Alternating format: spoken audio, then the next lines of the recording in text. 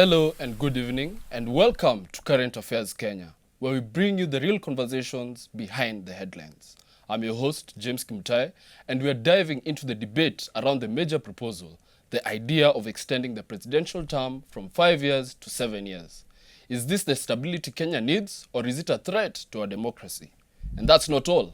We'll be discussing about the recent shake-up on the leadership, with the impeachment of the Deputy President Rigathi Gachagua and the appointment of Kithure Kindiki. Here to discuss this are my guests, Brian Gare and Natalie Mbogo. We'll start with you, Brian. So, hi guys, my name is Brian Gare, Msanii mwenyewe, aka Self, and I will be here proposing the idea of the 7 years and the impeachment of Rigathi Gachagua. Natalie?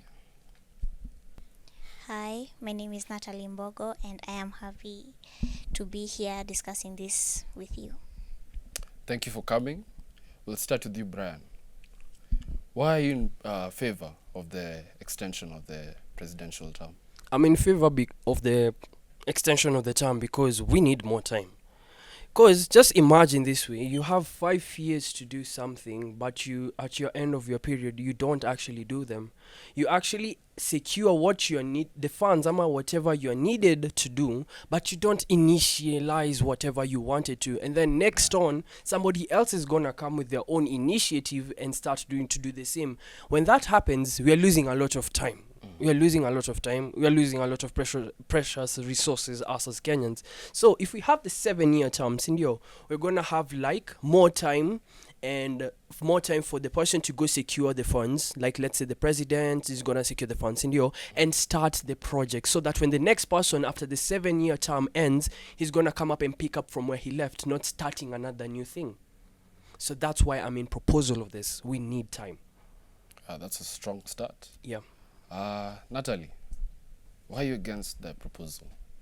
Now, there is a reason why we have 2 terms. If the common wananchi, as citizens, we like you as our president, we are going to elect you again and give you now, instead of those 7 years, you have 10 years to lead us.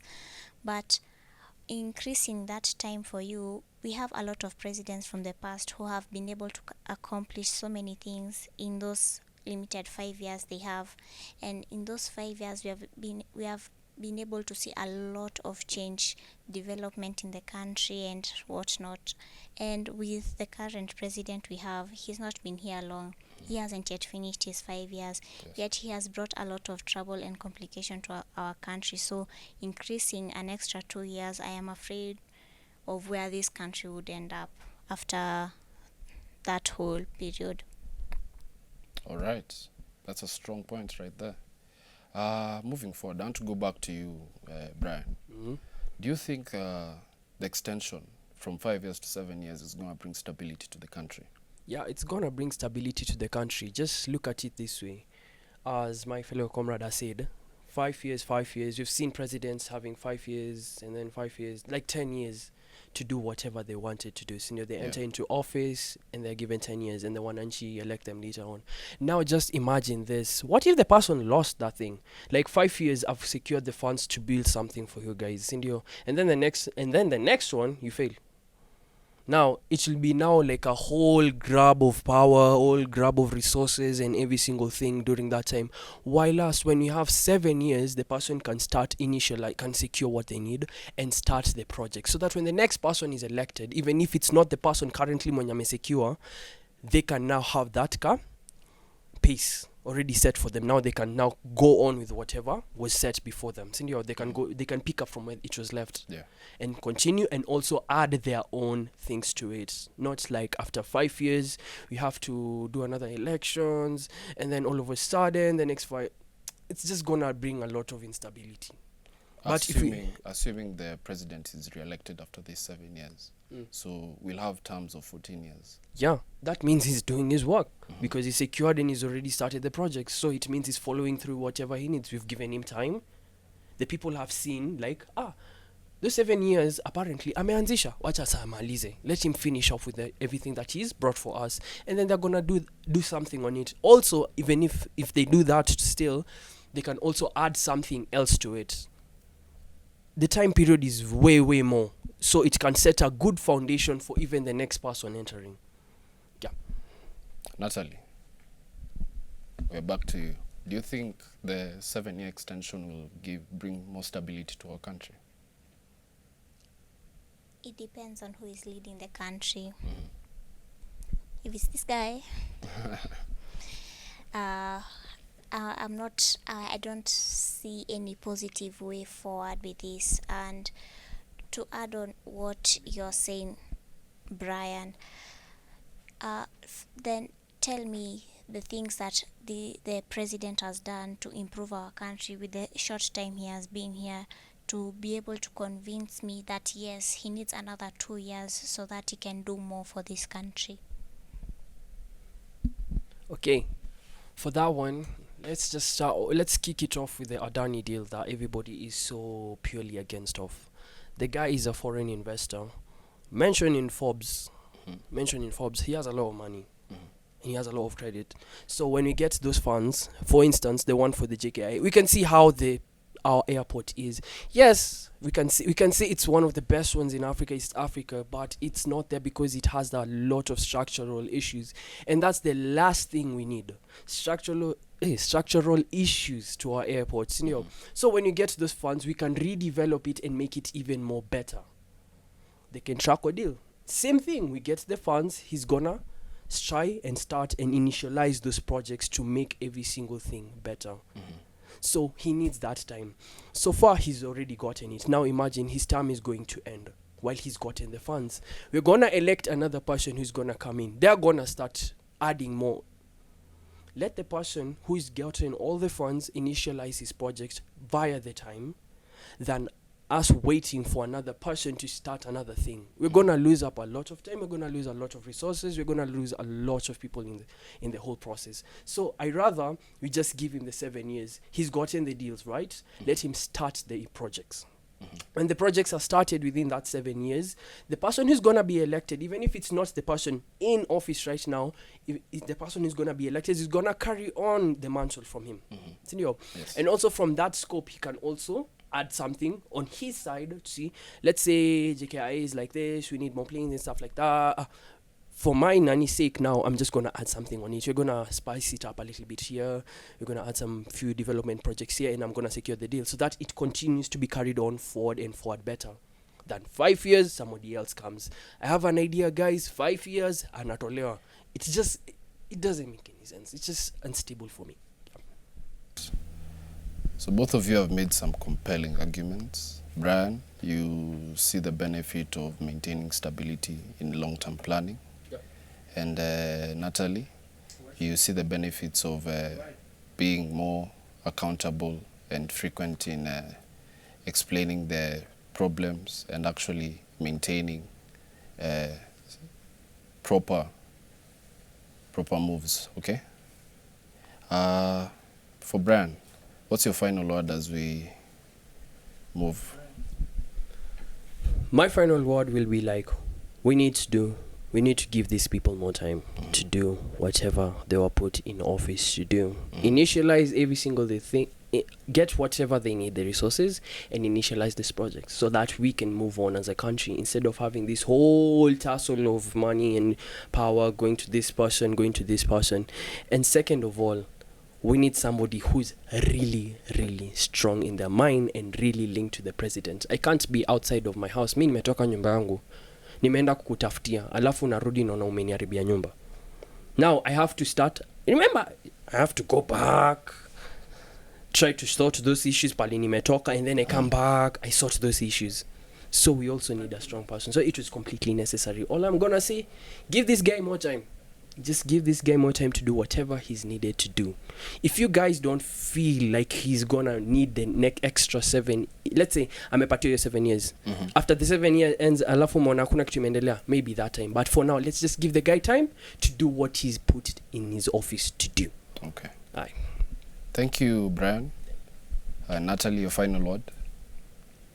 I would not like us to go back into the Moi era, seeing as I don't want to give someone time to steal more from the country. We are already poor as it is. So I want us to put in someone who will bring in change, who we will see within the first few months or year that he has been here. For instance, some of the governors who we put into office, they have been able to advance the counties they are in, and someone who is running a whole country, we cannot see anything going on in the country. Nothing has changed, nothing has developed. We are further in debt. We are losing contracts with people who want to come and develop the country, seeing as how they know once they bring in the money won't go into them.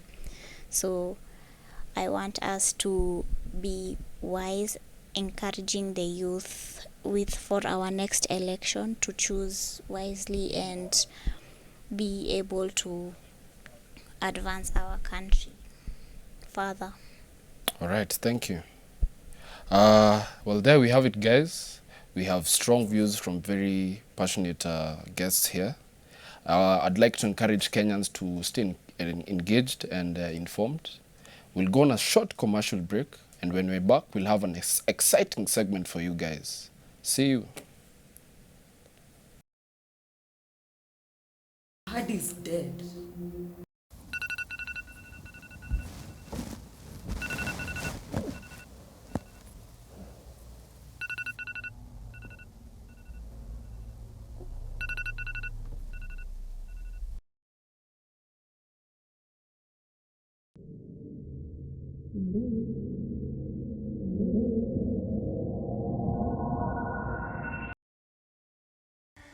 If you would have listened to me all those years, right now you could have been cut off for one less person.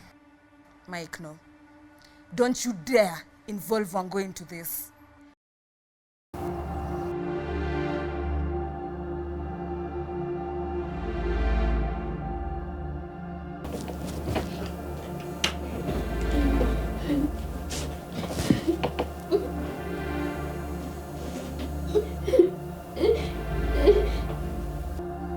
Don't do it.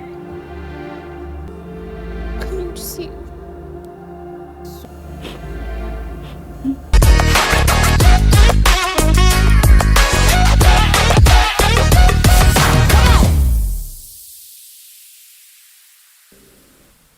Welcome back to Current Affairs Kenya. We're moving from politics into another important issue affecting Kenyan society: how families are adapting to evolving norms around sexuality. Here to discuss this are Natalie, who believes change is happening, and Brian, who feels there's a major challenge. Let's start with you, Natalie. So, hi, and yeah, with this whole rise of being more adaptable to people's sexualities, I feel like we are having a change, yes, but it's mostly being seen in the urban areas as compared to the rural areas. We are seeing that parents, or okay, not really parents, but their children are being more open with who they are, or like who they want to be in the future. So there seems to be a slow shift in how families view this. Okay, as compared to the Western world, for here in Kenya, there is a shift. It's gradual, but it's happening. Brian, do you agree? First of all, before even I say I'm agreeing, that is a huge challenge on its own. I am not gonna lie, it's a huge challenge of its own. This whole thing of different sexualities and stuff like that. God made a man and a woman, not woman, man. You get me? Yes. So that is a whole challenge of itself. Because just look at it this way. And there's a reason why even in the rural homes, they don't want it. Because it goes against everybody's norms. Norms, traditions. In the traditional society, us as Africans, that we are so proud of, they didn't have this thing. It's the Western thing. This is a Western thing wamekuja kuintroduce hapa kupotosha watu. To me, it's a big challenge. Yeah, sexuality, nah. I think every single thing should just remain as how it is. Yes, there's a change of people accepting, but at the same time, honestly, nah, that's not how it's supposed to be. That's not how it's supposed to be. It's supposed to be man, woman. Peke yake. Anything else than that one, kidogo. All right, that's a good point. Which will lead me to my next question. Do you think education and cultural values play a role on this? On this, Yes. In terms of in schools, cultural meetings, do you think it plays a role in? well, that one I'm not really sure, but there has been a case where now this wasn't in Africa but in the Western world, where there was this teacher who refused to teach on the new laws of marriage or families that have come, because when we are in primary learning about the nuclear family, where you have the mother, father and children, now they introduced into their curriculum that they have the mother and child, or father and child. And when she refused to teach on that, I think either she got sued or was fired by the school. So maybe yes, there is a bit of a change in how the culture is affecting education, but I don't think it's that drastic. All right. For you, Brian? First of all, as she said, me kwangu, I'm seeing there's a change, because how are you telling me I don't want to say something that's not right and then you fire me because of it? Yeah? How am I okay? You've told me to teach this whole new thing, mother, dad, that type of thing in school, and then I say no, and then you fire me. What does that? What honestly, you know, mean? It really shows so much where we are going to. It should stick on how it was and how it was before. It's man, woman, man, nothing else, and the whole traditional period, as she said. To me, I don't really believe in it that much. Like I highly doubt it. They used to do it like that, because back then there were very strict laws put in place for these things. It is only just the intrusions of the people of the West, ndo sasa kila mtu akaanza kuwa this whole not saying it's bad, this whole self-aware thing just opened doors to these people, and then all of a sudden they're starting to come out and I was saying, no, I'm not attracted to this person. Honestly, that's not the case, because some instances I've heard, it's just like they did it as a age thing. I was literally watching this video once, and this lady said she was queer, like once, kitambo, how she was like a mandem. She's a female, like any boy. You get me? Yeah. She's behaving in that way, and she was attracted to other females. Later on, she was all on and on, but like, I wish I didn't do this. I wish oh, I want to have kids. I want to have a family. You see, this thing is non-existent. It's just like put in place in our society to just like corrode us. Yeah. Because we all know how every single thing... Because just look at it. How is a woman and a woman supposed to bear a child? How is a man and a man supposed to bear a child? Doesn't make any sense whatsoever. Unless kuna kitu imefanyika within our physiology that I don't know right now. Then that's the whole case about it.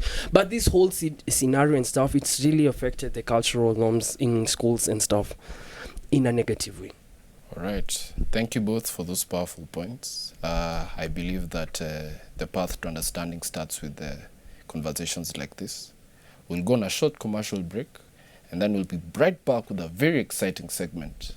See you soon.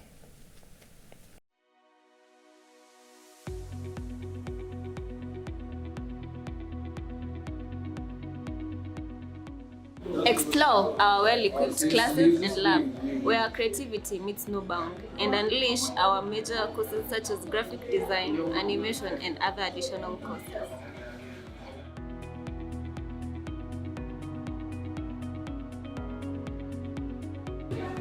In film, we help you embark on a cinematic odyssey, igniting creativity frame by frame. Action. Scene 1, take 2.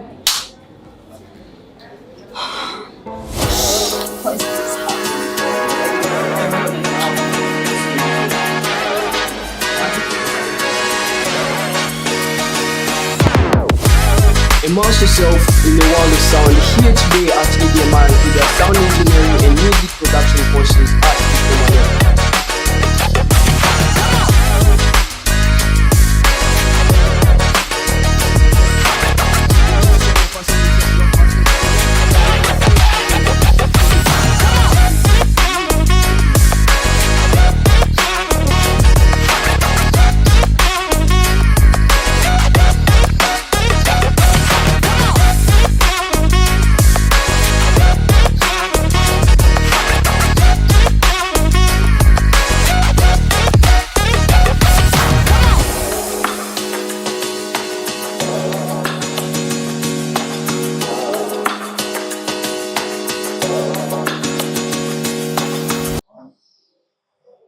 Welcome back, guys. In the last segment, we covered some intense topics. But right now, we're diving into something interesting.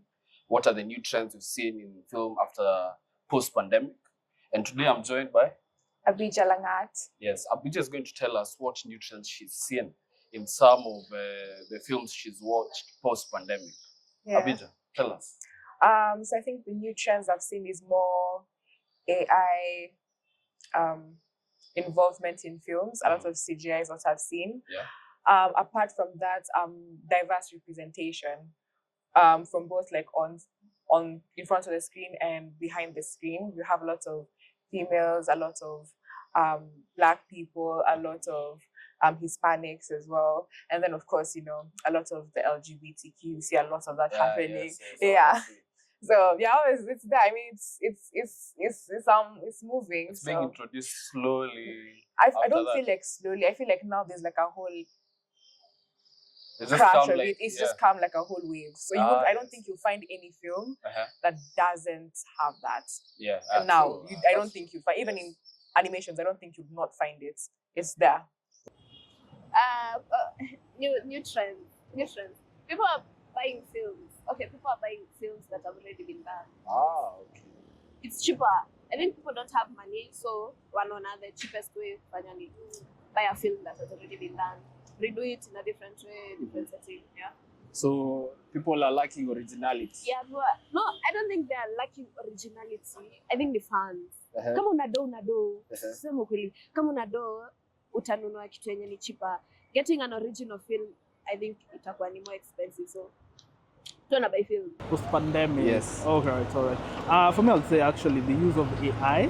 Because I think people are really using AI very well. They're taking advantage of it. Yes. And probably even writing scripts using it, maybe doing even post-production. But you see, the thing is, I think people also need to understand AI can't replace human creativity. Yes. You know, nothing can replace it. A script from ChatGPT or Gemini and a script written by a person, they'll be very different. Yeah. Like, it has no human touch in it. Yeah. But it's actually good. Like, I'll prefer use it maybe to give you ideas or to maybe refine a script you've already written. And also not just that, even in matters post-production, things like audio editing, we have softwares right now actually which can do the refining for the audio, remove noise, add EQ compression for you. So it's actually a good thing that people are using it. But I'm afraid it's kind of now making people a bit lazier. Because now people, they're not really working as they used to, you know? Lazier, or actually it's making work easy? It's making work easier, but you see now that's making people lazy in some sense. If you think of it, because now sitaki kuchoka, mbona nifikiria kuandika script ya wana. Let me just give it a prompt, niambie, give me a script about a boy in Kenyatta Avenue. Poop. You know, now I have a script in a minute. I have a script, you know. So I think it's kind of making people lazy, because now lazy in the sense you'll take that script and that is exactly what you'll shoot. You'll not even refine or go through it. So that's what I'm saying. It's kind of making people lazy, but it's making work easier, definitely. All right. For a second question, have you seen a rise on online streaming? Online streaming, yes, I have, which is actually a good thing. Because right now I don't like. Sihitaji kungojea 3 months kuona movie imetokea Korea. Like in a matter of days, it's on maybe these platforms like Netflix, Showmax, Prime Videos. So it's actually good that it's like made the world a global village. Like right now, nikitoa movie na yeko Netflix, mtu wako Pyongyang anaweza watch bado, you know. Wherever you are, you can watch it. So it's actually a good thing, and it's actually good that they are rising. But now the disadvantage is mainstream media is now dying. You know. But if they could get away of also getting to know the secrets behind online streaming, then it will also be good for them. Yeah. Okay, so Yeah. speaking about mainstream media, Yes, like, yes. what are some of the improvising they can do so that now they can go back up? Just understand that. May I speak to them? Camera nyumbani. Yes, camera is Please, here. mainstream people. People are no longer watching TV as they used to. Yes. Like our age right now, we are not our parents. Uh-huh. I personally just watch TV when I'm watching news. Uh-huh. But if they could get a way of going online as well, like there's a station, I wouldn't mention the media house, but they have an online streaming platform where they upload most of their content, which is actually good. It's a win for them because even through that platform, they've even come up with a travel agency and stuff to do with tourism. So it's actually good. So they need to just plug it online because in the next, give it like 10 years, mainstream media, it won't really exist. And I'm sorry, Kenyan media stations, but I know we're trying to get to that level, be like, we're constantly doing news like BBC and CNN, but we are not BBC and CNN yet. Yes. There's a lot of work to be done, but they can improve as well. Online streaming post-pandemic, I think so. Yeah, there's a rise. Pandemic, time ya pandemic tulikuwa tunashinda online. So people have stuck in that moment, in that online-ish vibe. So people are still on phones, everything. In short, pandemic ilifanya watu wakuwe kwa simu more. So it is so hard for us to come back from when tulikuwa tumezoea. So I think it is ina come up. It has its negatives and its positives, but it's there. Speaking of negatives and positives, what are the negatives and what are the positives? Nginyo mse. Kindly listen. OPG. Yes. Sorry. Yes. I think how do I say this? It's negatives abroad. People are exploring in different ways. Yes. Mnaelewa Alama chenye za nasema, dukuduku. alama za dukuduku. Yes. Which is so bad because other kids are getting access to this. Its positives is people are monetizing their online streaming, online marketing, online. Everything is online, so people are monetizing in the internet. So that's the positive. All right. So thank you for your time and wise words. Yeah, you're welcome. Thank you too for having me. To our viewers, thank you for joining us. It's been real. I'm your host, James Kimtai, and this has been Current Affairs. Adios.